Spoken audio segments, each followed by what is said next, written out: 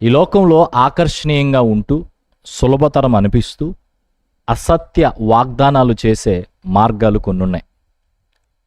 ఆ మార్గాల విషయంలో ఓ ఆత్మీయుడు ఎలా ప్రవర్తించాలి? యెహోషాపాతు తన జీవితం ద్వారా ఈ అంశాన్ని గురించి మనతో ఏం మాట్లాడుతున్నాడు ఈనాటి భాగంలో తెలుసుకుందాం రండి. మారని మార్పు చెందని ప్రేమతో మనలను ప్రేమిస్తున్న యేసుక్రీస్తు వారి నామంలో ప్రియులైన మీకందరికీ శుభాభివందనాలు తెలియజేస్తూ దేవుని వాక్య ధ్యానము కొరకు మరొకసారి ప్రేమతో ఆహ్వానిస్తూ ఉన్నాను. అందరూ బాగున్నారా? దినవృత్తాంతముల 2వ గ్రంథాన్ని మనము ధ్యానిస్తూ 17వ అధ్యాయంలో మొదటి 3 వచనాలను పూర్తి చేశాం. ఈనాటి భాగంలో దినవృత్తాంతముల 2వ గ్రంథములో నుండి 17వ అధ్యాయం 4వ వచనాన్ని మనము ధ్యానించటానికి ప్రయత్నం చేద్దాం.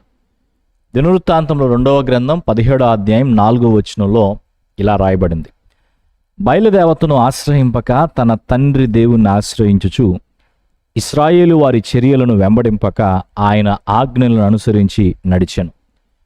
యెహోషాపాతు తన జీవితంలో తన యొక్క పరిపాలనలో దేవుని మీద దృష్టి నిలిపి లోకములో ఉన్న మార్గాలు, తనకు ముందు జీవించినటువంటి అనేకులు కనబరిచిన రకరకాల మార్గాలను పరిగణలోకి తీసుకుంటూ అందులో దావీదు నడిచినటువంటి మార్గాన్ని తాను ఎంచుకుని నడిచినట్టు గడిచిన భాగంలో మనం తెలుసుకున్నాం. అయితే దావీదు నడిచినటువంటి మార్గములో ఆయన నడుస్తూ చేసిన ఇతర కార్యాల గురించి 4వ వచనం మాట్లాడుతుంది. 4వ వచనం ప్రారంభంలోనే మనం ఈ విషయాన్ని చూస్తున్నాం. బయలుదేవతను ఆశ్రయింపక. ఎవరు అసలు ఈ బయలు గురించి బైబిల్లో చెప్పబడినటువంటి విషయాలేంటి అని మనం ఆలోచన చేస్తే, ఇశ్రాయేలీలకు ఈ బయలుతో సంబంధం ఏర్పడింది న్యాయాధిపతుల కాలంలో. ముఖ్యంగా వారు వాగ్దాన దేశంలోకి అడుగుపెట్టిన తర్వాత దేవుడు చెప్పిన మాట చొప్పున వారు చేయలేకపోయారు. కొన్ని విషయాల్లో రాజీ పడ్డారు. అప్పుడు ఈ బయలుదేవత యొక్క ఎంట్రీ ఇశ్రాయేల్ యొక్క చరిత్రలోనికి వచ్చిందని చెప్పవచ్చు. అక్కడి నుంచి ఇశ్రాయేల్ చరిత్రలో బయలుదేవత యొక్క ప్రస్థానం ప్రారంభమైంది. ఇది ఎంతో ఆకర్షణీయమైన అంశంగా ఇశ్రాయేలుకు ఉండేది. దానికి 3 కారణాలు. ఆ కనాను ప్రాంతంలో ఉన్నవారు బయలును ఎందుకు ఆరాధిస్తారు అనంటే, బయలు మూలంగా వర్షం కురుస్తుందని, బయలు మూలంగా పంటలు పండుతాయని, బయలు మూలంగా వారి యొక్క జంతువులు చక్కగా వృద్ధి చెందుతాయని వారు నమ్ముతారు. నమ్మి దానిని బట్టి బయలును ఆరాధన చేసేవారు. సో ఇప్పుడు ఇశ్రాయేలీలు ముఖ్యంగా యెహోషాపాతు కాలంలో మనం గమనిస్తే ఇశ్రాయేల్ దేశాన్ని మరొక వైపు ఆహాబు అనే రాజు పరిపాలిస్తున్నాడు. ఈ ఆహాబు అనే రాజు యెజెబెల్ అనే ఆమెను వివాహం చేసుకున్నాడు. ఈ యెజెబెలు తనతో పాటు ఈ బయలుదేవత ఆరాధనను ఇశ్రాయేల్ దేశంలోనికి మరి ఎక్కువగా తీసుకుని వచ్చింది. సుమారు 400కు పైగా ఆ బయలుకు సంబంధించినటువంటి ప్రవక్తలు ఉండేవారు. ఇక ఎన్నో కార్యకలాపాలు జరుగుతూ ఉండేవి. ఓ రకంగా చెప్పాలంటే ఈ బయలుదేవతను వీరు ఆరాధిస్తూ కొనసాగుతున్నటువంటి విధానంలో ఇశ్రాయేలీలు దేవునికి ఎంతో కోపం రేపుతూ నమ్ముకోవలసినటువంటి ఆయన్ను విడిచిపెట్టి వర్షం కురవాలన్నా, పంటలు పండాలన్నా, వారి యొక్క జంతువులు వృద్ధి చెందాలన్నా బయలే దానికి కారణం అన్నట్టు బయలును నమ్ముతూ కొనసాగారు. ఇంకా చెప్పాలంటే ఈ బయలుదేవత ఆరాధన అనేది చాలా ఆకర్షణీయంగా ఉండేది. 3 కారణాలు చెప్తాను ఎందుకు ఇది ఆకర్షణీయంగా ఉన్నది, ఇశ్రాయేలీలను ఎందుకు ఇది ఆకర్షించింది అని అంటే, మొదటిది మనం ఇప్పుడు వరకు విన్నట్టు రైతుల యొక్క నమ్మకం ఏంటంటే, బయలు వర్షాన్ని తన అధీనంలో ఉంచుకొని నడిపిస్తున్నట్టు నమ్మారు.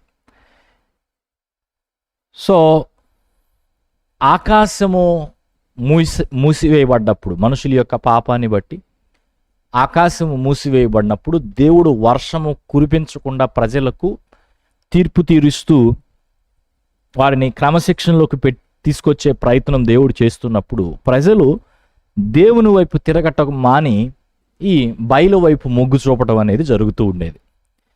ఇక రెండో విషయం, దేవుణ్ణి ఆరాధించాలంటే పరిశుద్ధంగా ఉండాలి. నేను పరిశుద్ధుడినై ఉన్న ప్రకారము మీరును పరిశుద్ధంగా ఉండండి, నా కొరకు ప్రత్యేకించబడినటువంటి జనంగా ఉండండి, అప్పుడు నేను మీకు సో అండ్ సో విషయాలు ఇస్తాను, చేస్తాను అని దేవుడు ఇశ్రాయేలుతో చెప్పడం జరిగింది. కానీ బయలుదేవత ఆరాధన విషయానికి వచ్చినప్పుడు ధర్మశాస్త్రంలో చెప్పబడిన విధులేవి ఇక్కడ పాటించాల్సిన అవసరం లేదు. ముఖ్యంగా నైతిక సంబంధమైన నిబంధనలు ఏమీ లేవు. ఒక వ్యక్తి తాను తనకిష్టం వచ్చినటువంటి రీతిలో జీవించడానికి బయలుదేవత ఆరాధన అనుమతించింది. అలా జీవిస్తూ కూడా నేను ఒక భక్తి కలిగినటువంటి వ్యక్తిని అని తన గురించి తాను చెప్పుకోవడానికి, అనుకోవటానికి అవకాశము ఆ విధమైన ఆరాధనలో దొరికింది. సో ఇది రెండవ కారణం. మూడవది, బయలుదేవత ఆరాధన అనేది ఎక్కువ మందిని ఆకర్షించింది, లేకపోతే ఎక్కువ ప్రాచుర్యము పొందింది అని చెప్పచ్చు. ఎక్కువ మంది అందులో పాలిపంపులు కలిగినటువంటి వారుగా ఉంటూ ఉన్నారు. ఇప్పుడు ఈ మూడు కారణాలు, ఒకటి బయలుదేవత చేస్తున్నటువంటి వాగ్దానం, అలాంటి వాగ్దానం చేస్తున్నట్టు వీరు నమ్మటం. రెండవది పరిశుద్ధంగా ఉండాల్సిన అవసరత లేకపోవడం. మూడవది దానికి ఉన్నటువంటి ప్రాచుర్యం. ఇవి ఏ వ్యక్తినైనా ఆకర్షిస్తాయి. ఇప్పుడు ఈ రోజుల్లో ప్రతి వ్యక్తి కోరుకుంటున్న దారిది. వ్యక్తిగతంగా ప్రార్థన జీవిత అనుభవాన్ని గురించే బోధించేటువంటి సేవకులు కొంతమందికి ఇష్టం ఉంటారు.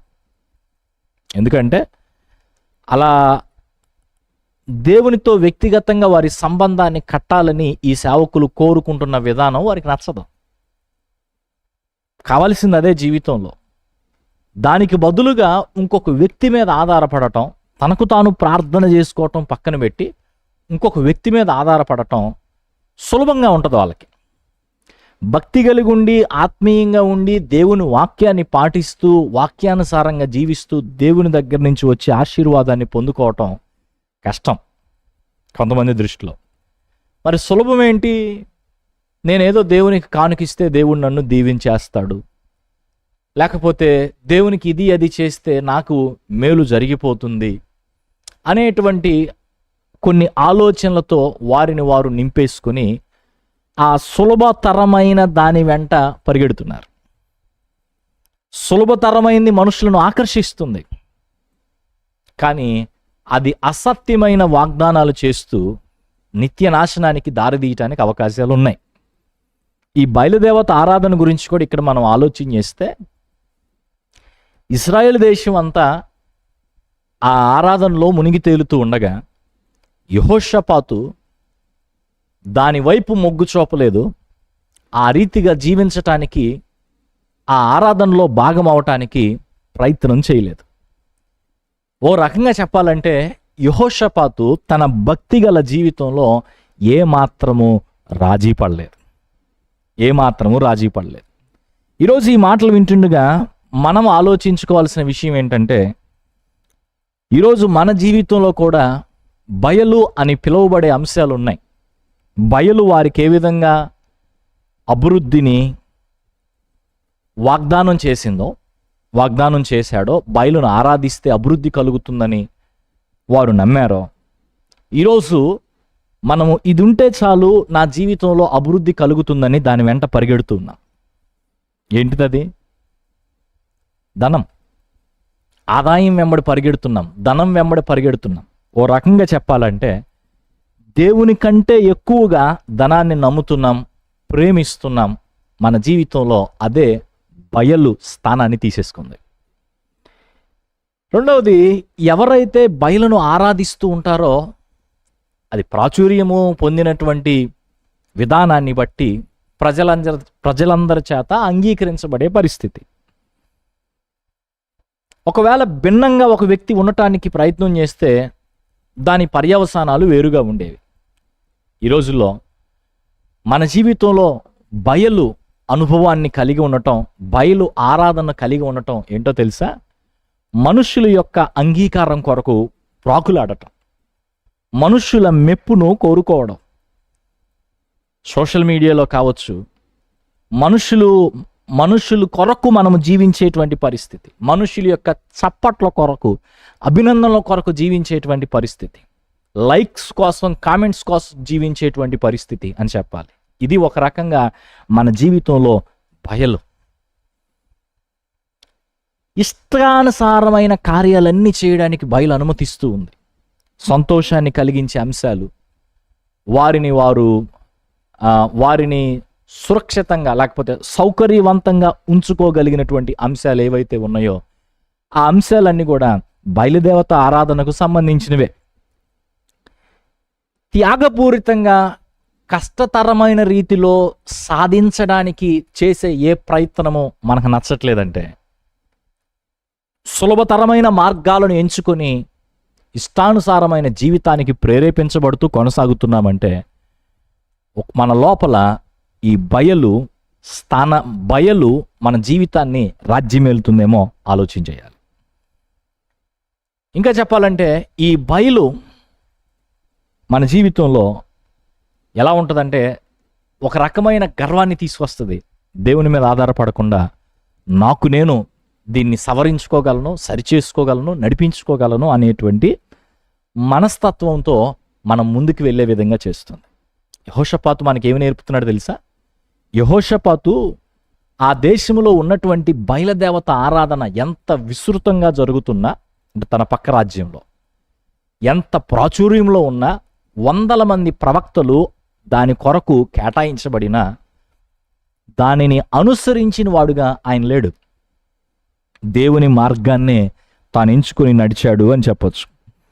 బయలుదేవతను ఆశ్రయించక తన తండ్రి దేవుణ్ణి ఆశ్రయించాడు. మనము ఈ సాక్ష్యం చెప్పగలమా? ఎన్ని విషయాల్లో మనం రాజీ పడిపోతున్నాం? ధనం కొరకు ఎన్ని విషయాల్లో రాజీ పడుతున్నాం?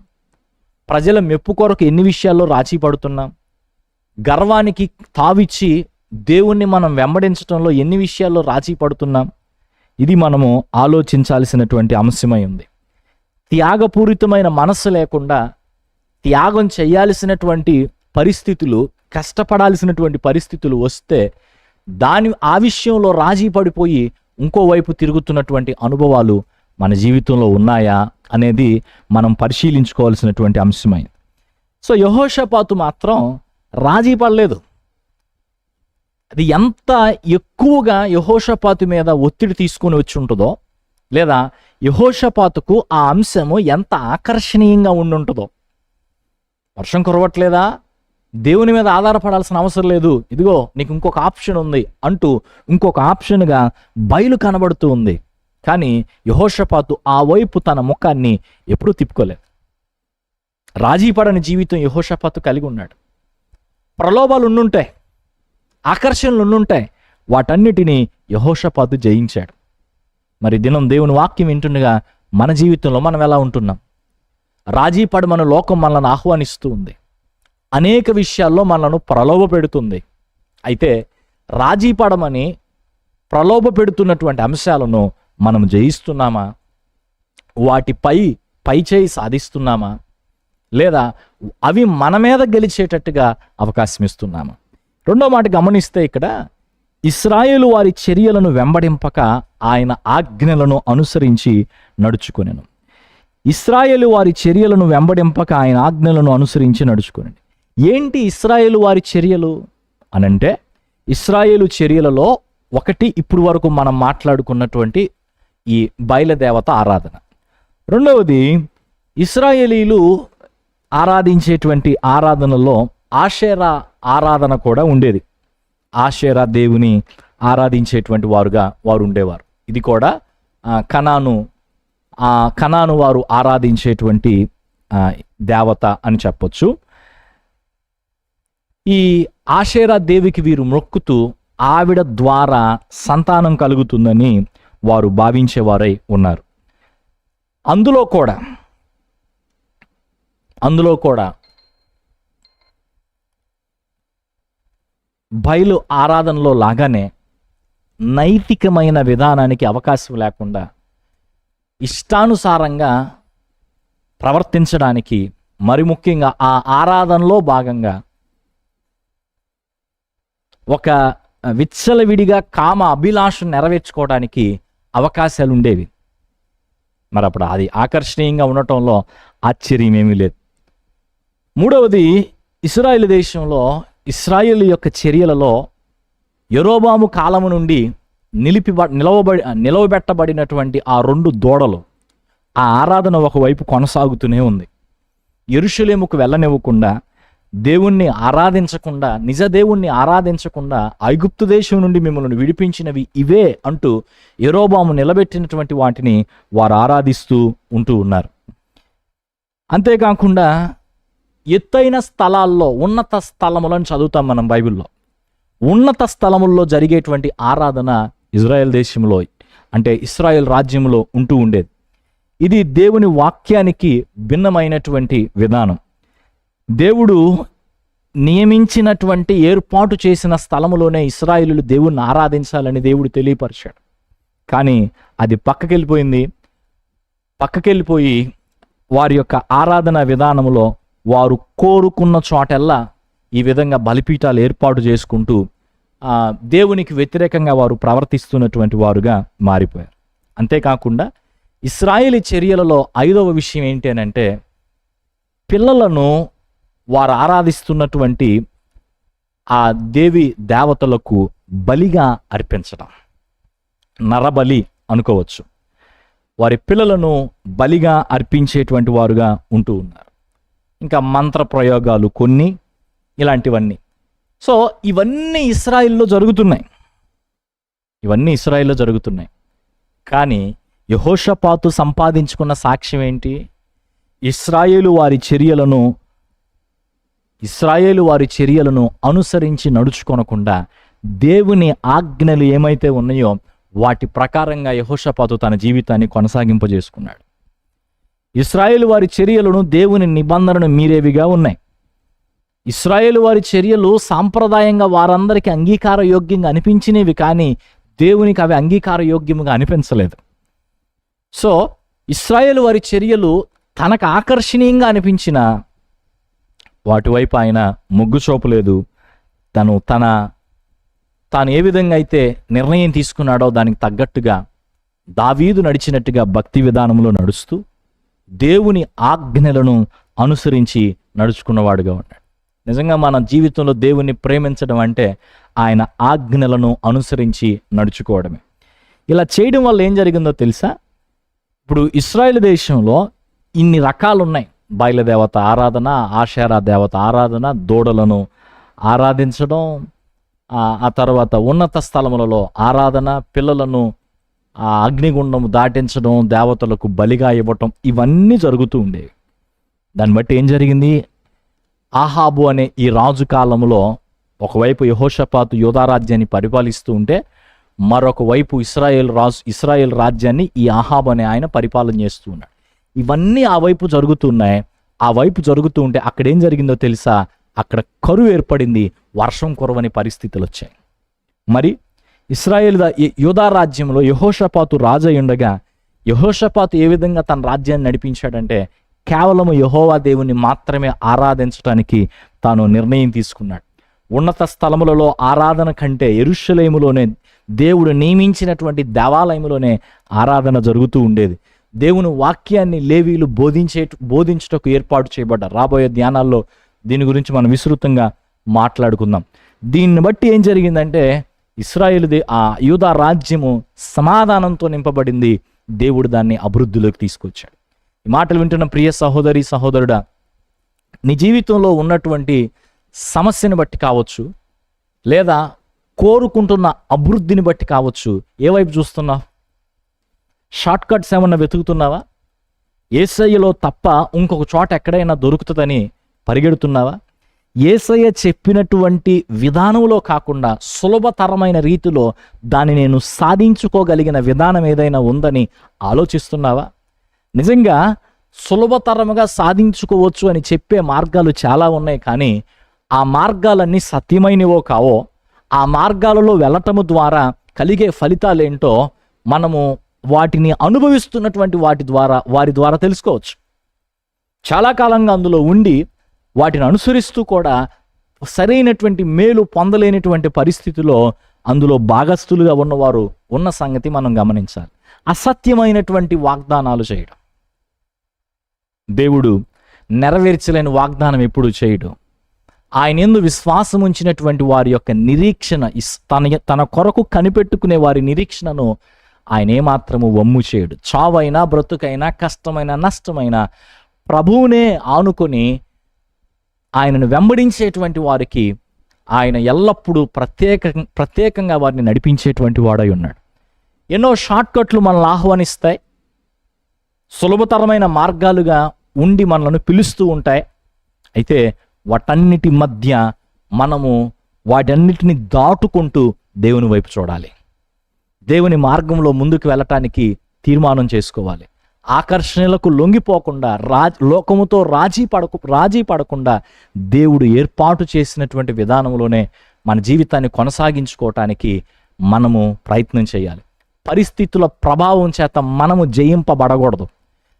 ఈ పరిస్థితి నా జీవితంలో ఇలాంటి మార్పు తీసుకొచ్చింది అని మనం చెప్పడం కంటే కూడా మన యొక్క ప్రవర్తన ద్వారా ఆ పరిస్థితిలో మార్పు తెచ్చే వారంగా, మన పరిసరాలు మనలను కంట్రోల్ చేయటానికి మనం అవకాశం ఇచ్చే వారంగా కాక, పరిసరాల చేత మనము అదుపు చేయబడే వారంగా కాక, మన జీవితం ద్వారా పరిసరాలలో మార్పు తీసుకురావడానికి ప్రయత్నం చేసేటువంటి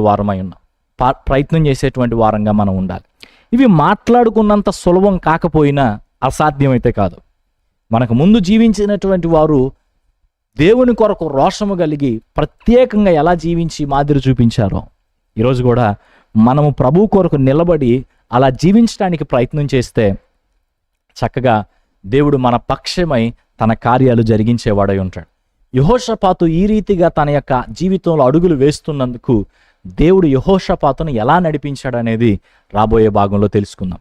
ఈ భాగంలో దేవుడు మీతో మాట్లాడినటువంటి విషయాలను బట్టి హృదయ పరిశీలన చేసుకుంటూ, యెహోషాపాతు జీవించిన జీవిత విధానం నాలో ఉందా లేదని చూసుకుంటూ దేవుని వాక్యానుసారంగా నడుచుకోవటానికి ఓ తీర్మానాన్ని మనము గైకొందాం. పరిశుద్ధుడు అయిన తండ్రి, మా జీవితంలో మమ్మలను ఆకర్షించేవి, సులభతరం అనిపించేవి అసత్య వాగ్దానాలతో నిండిన మార్గాలు ఎన్నో ఉంటూ ఉన్నాయి. వాటి వైపు మేము పరిగెత్తడానికి కొన్నిసార్లు ఆకర్షింపబడుతూ ఉన్నాం. మాలో కొంతమంది ఈ మాటలు విన్నవారిలో ఆ సులభంగా అవి దొరుకుతుందని వాటి వెంట పరిగెత్తేటువంటి వారుగా ఉంటూ ఉన్న మాట వాస్తవమే. ఈ దినం ఈ మాటలను బట్టి నీ సన్నిధిలో పశ్చాత్తాపడుతున్నాం. మేము మా జీవితాల ద్వారా ఆ తప్పిదానికి అవకాశం ఇచ్చిన విధానాన్ని బట్టి మమ్మల్ని క్షమించండి. నిజానికి మా జీవితంలో ఇశ్రాయేలీల వలె బయలుదేవత ఆరాధన లేకపోవచ్చు, కానీ అది దేన్ని సూచిస్తుందో వాటి వెంబడి మేము పరిగెత్తడం అనేది వాస్తవమే అని ఒప్పుకుంటున్నాం. కొన్ని సందర్భాల్లో ధనము వెంబడి, ఇంకొన్ని సందర్భాల్లో మనుషుల యొక్క అభినందన కొరకు, మనుషుల యొక్క మెప్పు కొరకు ప్రయత్నం చేస్తూ ప్రాకులాడుతూ, దేవా నీ కొరకు కనిపెట్టుకోకుండా మాపై మేమే ఆధారపడుతూ గర్విష్ఠులమై నడుచుకున్న విధానాన్ని బట్టి మమ్మల్ని క్షమించండి. ఆ దారిలో ఎంచుకొని ఆ దారిలో వెళ్ళిపోతూ అది సులభంగా ఉంది, త్వరగా ఫలితాలు వస్తాయి, మేలు కలుగుతుందని మేము భావిస్తూ మా జీవితాన్ని మీకు వ్యతిరేకంగా మార్చివేసుకున్న విధానాన్ని బట్టి మమ్మల్ని మన్నించమని ప్రార్థిస్తున్నాం. యెహోషాపాతు ఏ విధమైన మాదిరి కలిగి ఉన్నాడో మా జీవితంలో అలాంటి మాదిరి కలిగి ఉండుటకు మాకును నేర్పండి. యెహోషాపాతు కలిగి ఉన్నటువంటి మాదిరి ప్రకారంగా మేము ఎందులోనూ రాజీ పడక, మా పరిస్థితుల ప్రభావము చేత జయింపబడక, మా జీవితాన్ని బట్టి పరిస్థితులను జయించగలిగే వారంగా ఉండుటకు సహాయం చేయండి. ఆశగల ప్రాణాన్ని తృప్తిపరిచే దేవుడవు, నీ కొరకు రోషం కలిగి జీవించాలనేటువంటి ఈ ఆలోచన కలిగిన ప్రతి వ్యక్తి యొక్క ప్రాణాన్ని, వారి ఆత్మీయ జీవితాన్ని మీరు మీలో తృప్తిపరుస్తూ సుస్థిరము చేయమని వేడుకుంటూ ఉన్నాం. ఈ పాఠాలు యెహోషాపాతు జీవితం ద్వారా మా ఎదుటికి తీసుకొస్తూ నడిపిస్తున్న విధానం కొరకు స్తోత్రాలు, వందనాలు చెల్లిస్తూ ప్రభువును రక్షకుడైన యేసయ్య నామములో వేడుకుంటున్నాం తండ్రి, ఆమెన్. ప్రభు మీకు తోడయండి మీ యొక్క జీవితాల్లో. యెహోషాపాతు నడిచినటువంటి మార్గంలో నడుస్తూ, యెహోషాపాతు చూసినటువంటి విజయాలను చూస్తూ దేవునికి ప్రియమైన వ్యక్తులుగా కొనసాగునట్లు సహాయం చేయనుగాక. ఆమెన్.